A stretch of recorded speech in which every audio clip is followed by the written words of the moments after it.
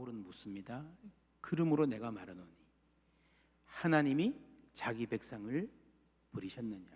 그럴 수 없느니라 하고요. 그 다음에 나도 이스라엘이니요 아브라함의 씨에서 난 자요 베냐민 지파라 나도 라고 말하는 걸로 봐서 이 질문은 하나님이 우리를 버리셨는가 하는 질문이고, 이는 곧 우리에게는 하나님이 우리 한국교회를 버리셨는가 하는 질문으로 읽을 수 있는 내용입니다. 뒤이어 결코 그럴 수 없느니라 라고 하고 있지만, 이 말은 얄팍한 위로, 피상적인 낙관주의, 다 잘 될 거야, 괜찮을 거야, 하나님 함께 하실 거야 라고 쉽게 자위하고 끝날 수 없는 질문입니다. 왜냐하면 하나님이 그 백성을 버리셨는가 라는 질문을 해야 하는 상황 자체가 너무도 참혹하고 심각한 상황이기 때문입니다.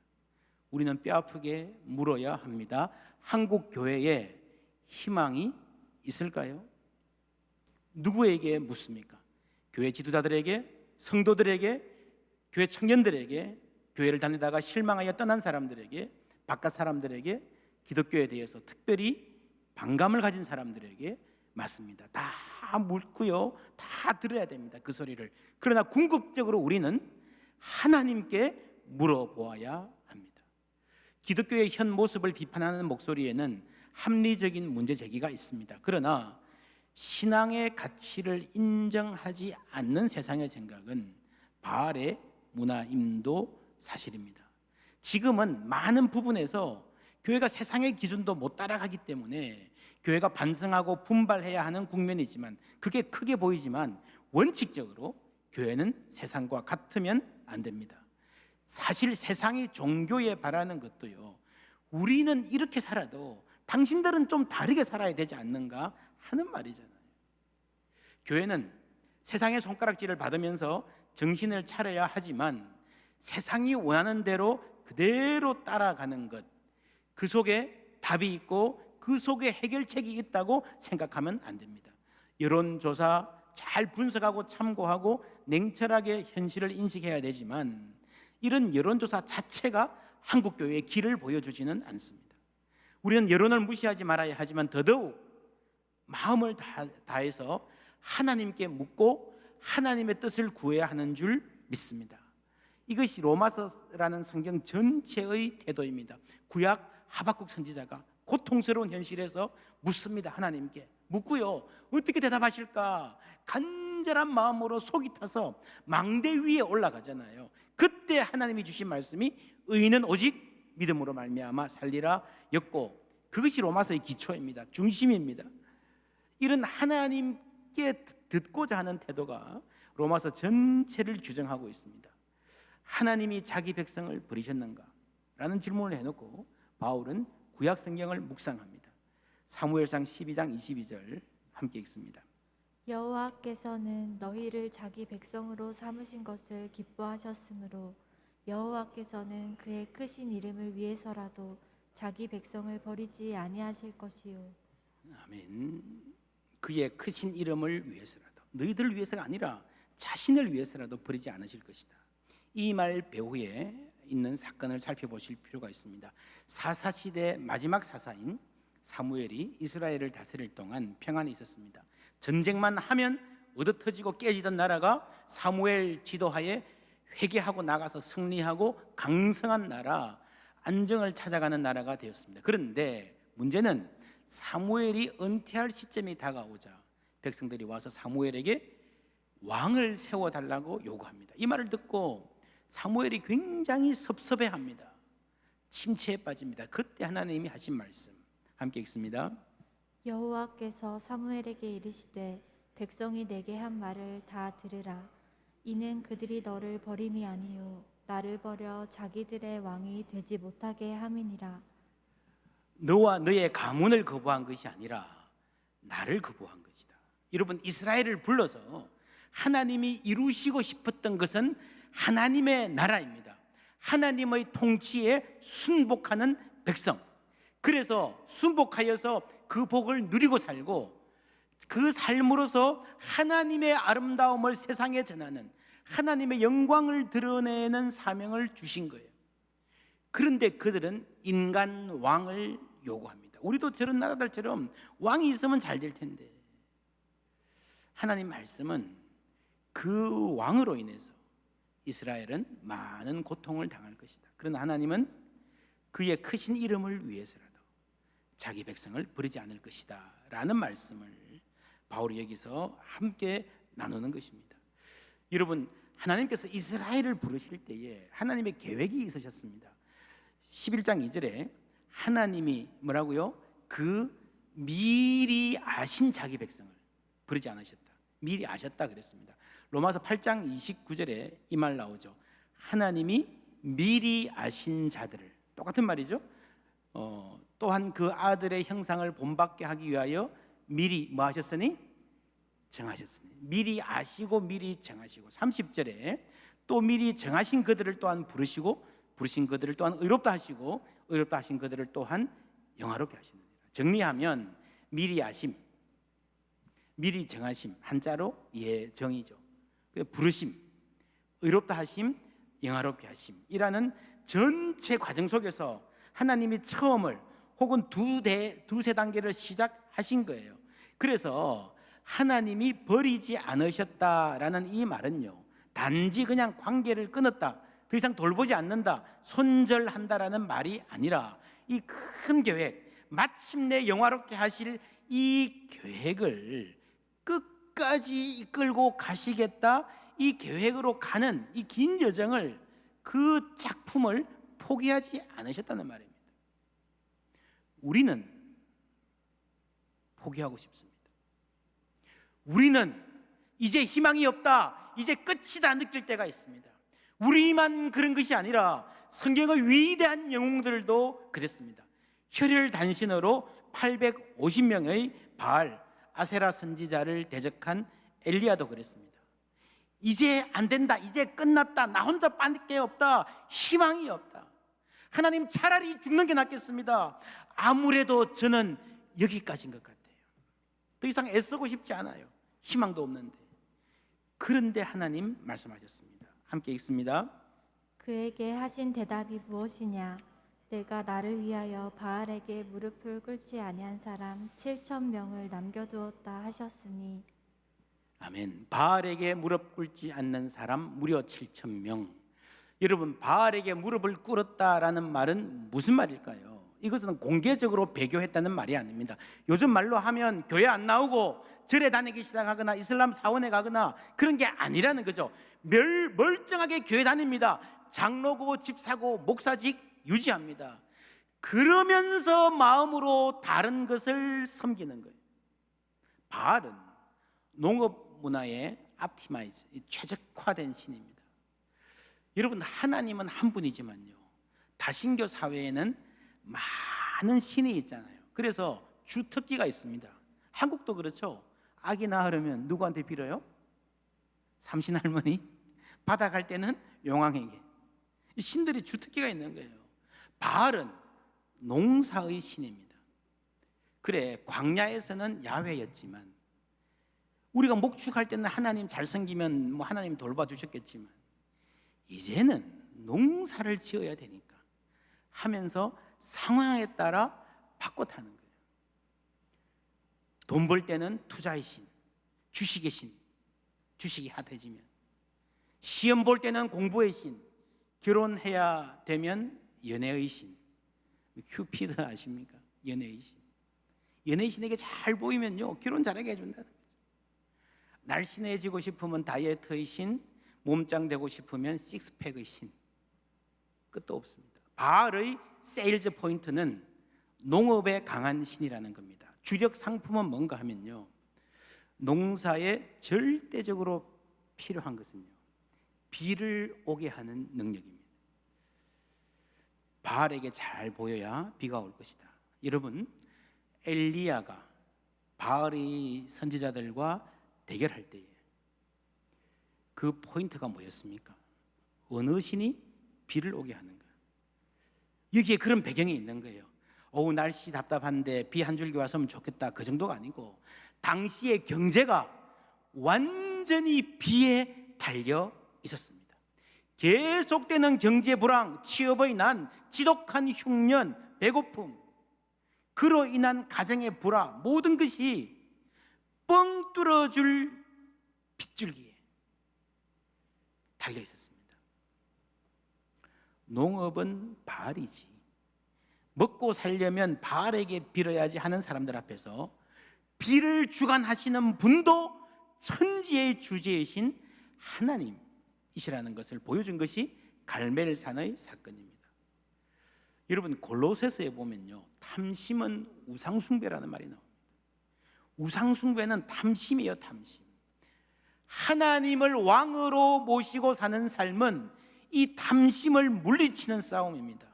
바알이라는 종교에 대항해서 싸우고 쓰러뜨리고 막 이기고 막 이게 중요한 게 아니라, 그것도 필요할 때가 간혹 있겠지만 정말 신앙은요, 우리의 생활에서, 우리 생활 일상의 크고 작은 일에서, 경제생활에서, 가정생활에서 탐심을 물리치고 사는 게, 그게 하나님을 왕으로 모시고 사는 거예요. 예를 들면 구약 성경에 추수할 때 이렇게 해라, 이삭을 이렇게 해라, 이웃과의 분쟁이 나오면 이렇게 해라, 다 나오잖아요. 그런데 그게 때로는요, 그대로 하면 나한테 손해인데 할 때가 있지 않습니까? 그럴 때도 하나님을 선택하는 게 바알에게 무릎 꿇지 않는 거예요. 하나님을 왕으로 모시고 사는 거예요. 정리하면, 우리가 하나님을 거부했다, 버렸다고 할 때에 하나님 아닌 다른 것을 하나님보다 더 섬기고 의지했다고 하는 것은 다 우상입니다. 우리가 자주 말하잖아요. 내 직장, 내 재물, 내 성공, 심지어 내 남편, 내 자녀도 우상이 될 수 있습니다. 맞습니다. 그런데요, 성경을 보면 하나님 대신에 왕좌를 차지하려는 가장 고약한, 가장 심각한 두 대적은요, 언제나 정치와 경제입니다. 여러분, 정치와 경제는 인간 삶에서 소중해요. 없이 살 수 없습니다. 소중한 게 하나님보다 더 소중해지는 게 문제예요. 성경은 약자를 보호하는 정치, 하나님의 성품을 반영하는 정치를 말합니다. 이게 없으면 인간 사회는요, 약육강식의 정글이 됩니다. 공동체가 잘 살기 위해서 지혜를 모으는 과정으로서의 정치는 인간 삶의 아주 중요한 요소입니다. 좋은 사회를 만들려면 좋은 정치가 필요합니다. 그러나 정치에 지나친 기대를 가지면 안 됩니다. 우리에게 왕을 세워주소서, 좋은 왕이, 왕정이라는 그 제도가, 시스템이 우리를 구원해 줄 것이다. 그게 우상이에요. 정치를 하나님의 자리에 가져다 놓는 것입니다. 그리고 경제, 먹고 사는 문제 소중하죠. 그러나 그것이 하나님이 되면 안 된다는 거예요. 사람이 하나님과 재물을 동시에 섬길 수 없다. 사람이 떡으로만은 잘 살 수 없다. 예수님 말씀입니다. 지금 세계 문제는요, 모든 관심이, 모든 삶의 목표가 이 떡의 문제, 어떻게 먹고 어떻게 쓰고 살 것인가에 과도하게 집중해 있기 때문에, 다른 가치는 다 상실되어져 버렸기 때문에 문제입니다. 그래서 인간이 잘 살 수가 없는 거예요. 행복하지 않은 거예요. 먹어도 만족함이 없는 이 이상한 현상, 가져도 불안은 더 커져가는 세계가 되어 버렸습니다. 여러분, 이것이 세계의 문제고 한국 사회의 문제고 한국 교회의 문제이기도 합니다. 지금 교회를 향해서 쏟아지는 비판들 우리가 새겨들어야 됩니다. 그러나 근본적으로 이 세상의 목소리가 바알의 문화에 속해 있다는 것을 알아야 됩니다. 현대 탐욕의 문화는 모든 사람을 병들게 하는 문화입니다. 문제는 교회가 그것을 이기고 정화할 만한 힘을 잃어버렸다는 데 있습니다. 하나님께서 그 힘을 주셨는데, 복음 안에 그 힘이 있는데 우리가 잃어버렸습니다. 교회도 그 탐욕의 문화에 편성하고 있다는 것이 문제입니다. 하나님께서 한국 교회를 향한 희망을 버리지 않으셨다면 우리는 그 희망을 어디서 찾을 수 있을까요?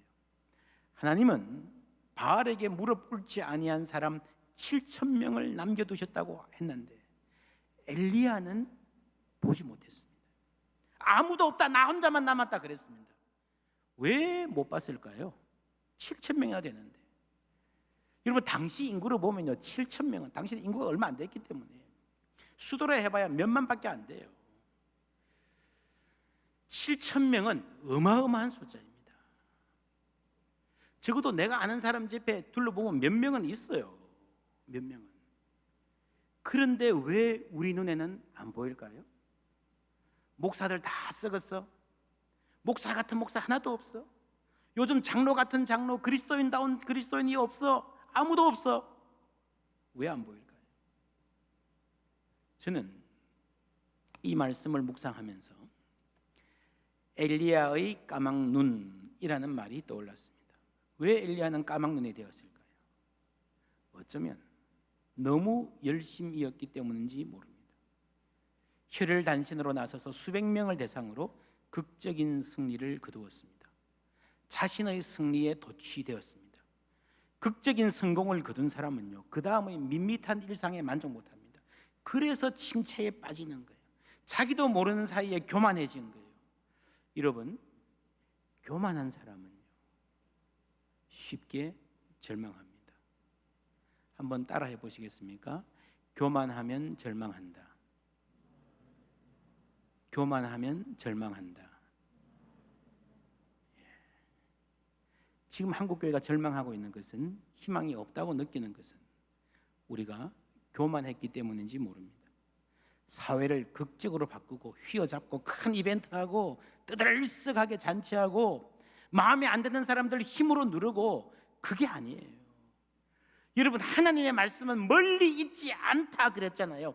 가까워서 우리 마음에 있고 우리 입에 있다 그랬습니다. 한국교회에 희망이 있다면 그것은 평범한 신앙인들, 삶에서 소박하게 하나님 사랑하고 이웃과 잘 지내고 인사 잘하고 말씀 붙들고 살고 기도로 훈련받고 기도 가운데 하나님 만나고, 그런 사람들에게 있는 줄 믿습니다. 지난주에 신앙적 영웅주의 말했습니다. 에베레스트 꼭대기보다 더 험한 곳에 가서, 혹은 저 바다 깊은 곳에 가서 세계를 구원할 비책을 가져다 줄 신앙의 영웅, 히어로, 스타 목사, 대단히 드라마틱한 간증. 여러분, 한국교회의 희망은요 거기에 있지 않습니다. 저는 그렇게 생각합니다. 한국교회가 한 20, 30년 전에 한참 잘 나간다 그럴 때예요. 여기저기서 막 스타 목사들이라는 사람들이 등장하고 대규모 집회에 중독되고 사회를 좌지우지할 수 있는 힘이 있다 생각할 때, 그때가 진짜 한국교회의 위기였습니다. 최악이었습니다. 최악. 어쩌면 지금은 겉으로는 어려워 보이지만 최악은 지나갔다고 저는 생각합니다. 어려움 당해서 그만큼 겸손해졌다면, 그만큼 본질로 돌아갈 여지가 생긴 것입니다. 여러분, 한국교회는요 겸손해진 만큼 희망이 있습니다. 왜냐하면 우리의 희망은 오로지 하나님께 있기 때문입니다. 하나님은 교만한 자를 대적하시고 겸손한 자에게 은혜를 베푸시는 분이시라 했습니다. 이 말씀은 오늘도 진리인 줄 믿습니다. 로마서에 남은 자라는 말이 계속 나옵니다. 완전히 망해서 싹 없어진 것 같아도, 싹도 없는 것 같아도요, 어디엔가 씨가 하나 심겼어요.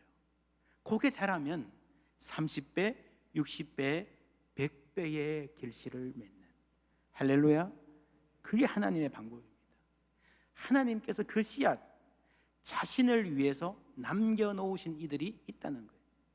누굴까요? 우리다. 우리 교회다.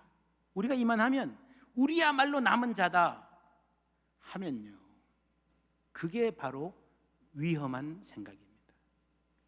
여러분, 요즘 문제 일으키는 인터콥이나 신천지, 혹은 이단 같은 사람들, 그 머릿속에 들어가 보면 다 똑같아요. 우리야말로 진짜다. 예수 믿는 사람, 아우 저 교회들 저 이 일반 교회들 저거 다 가짜고 시원찮고 예수 믿으려면 우리처럼 믿어야 된다 생각해가지고 막 모여서 그 난리를 피는 거예요. 우리야말로 남은 자다 스스로 그렇게 생각하면요, 그게 이단으로 가는 지름길입니다. 이게 왜 문제입니까? 만일 은혜로 된 것이면 뭐라고요? 행위로 말미암지 않음이니 그렇지 않으면 은혜가 은혜되지 못하느니라. 은혜가 은혜되지 못하느니라. 여러분, 하나님은 풍성한 은혜의 하나님이십니다. 하나님의 은혜는 부요하시고 다함이 없습니다. 그래서 하나님의 은혜가 바꾸지 못할 것은 없는 줄 믿습니다. 은혜의 단비가 내리면요, 사막이 옥토가 될 줄 믿습니다. 그런 찬송 있잖아요. 이곳에 생명샘 솟아나 눈물골짝 지나갈 때. 눈물골짝에 하나님의 은혜가 내리면요, 꽃 피고 열매 맺는 거예요. 은혜가 있는 곳에 어디에나 희망이 있습니다. 그래서 믿는 이들에게 유일한 비극은요, 은혜가 은혜되지 못하는 상황입니다. 은혜가 은혜되려면 겸손해야 돼요. 우리가 남은 자가 되었다면 그것은 나의 열심이나 나의 노력이 아니라 하나님의 은혜, 오직 하나님의 은혜인 줄 믿습니다. 내 끈을 내세우면요, 내 행위를 내세우면요, 은혜가 은혜되지 못하는 거예요. 9장에서 바울이 정말 놀라운 말을 했습니다. 하나님께서 남겨두지 않으셨다면, 하나님께서 조금 남겨두지 않으셨다면 우리도 소돔과 고모라와 다를 바 없습니다. 이거 놀랍지 않습니까? 이스라엘 가운데 이런 말을 한다는 것은. 더 놀라운 것은요, 이 말이 바울이 한 말이 아니라 구약 성경 이사야서에 나오는 말이라는 거예요. 여러분, 놀랍지 않습니까? 구약 성경을 늘 읽고 묵상하고 살던 유대인들이, 구약 성경이 하나님의 말씀이라고 생각하던 유대인들이 이거를 모르고 그렇게 교만했다는 것이 놀랍지 않습니까? 성경에 나오는데, 성경을 읽어도 자기 읽고 싶은 것만, 자신의 자부심을 만족시키는 것만 읽는 거예요. 그들의 삶에, 대다수 유대인들의 삶에서요, 하나님이 우리를 불쌍히 여겨주시지 않았다면 우리도 소돔과 고모라와 다를 바 없다. 그런 겸손한 고백은요, 눈을 씻고 찾아봐도 찾아볼 수 없었습니다. 그러니까 이방인들을 멸시했죠. 또 하나 놀라운 것은 그리스도의 십자가를 따르는 우리들. 예수님은 자기를 부인하고 십자가를 지라 그러셨는데, 우리의 믿음은 나는 흉악한 구제불능의 죄인이지만 주님께서 은혜로 구원해 주셨다라고 믿는다고 하는 사람들입니다. 자격 없는 우리에게 은혜 베풀어 주신 복음을 믿는 우리가 어느새 그 은혜를 잊어버리고 교만해졌다는 것입니다. 우리 다시 겸손의 자리로 돌아가기를 원합니다. 오로지 하나님의 은혜를 의지하여 살기를 바랍니다. 하나님보다 세상의 탐욕, 내 성공, 내 욕심, 더 섬기고 경배했던 죄를 회개하기 바랍니다. 여러분, 대단히 큰일 못해도 좋습니다. 내 삶에서, 내 일상에서 하나님 뜻대로 살고자 하는 마음, 내 눈에 불리하게 보일 때라도 하나님의 뜻을 선택하지 않는 게 바알에게 무릎 꿇지 않는, 하나님이 남은 자로 사용하실 신실한 그리스도인의 삶인 줄 믿습니다. 그럴 때에 주께서 바로 그런 사람들을 통해서, 그런 작은 자들을 통해서 이 땅의 희망, 한국 교회의 희망을 이어가실 줄 믿습니다.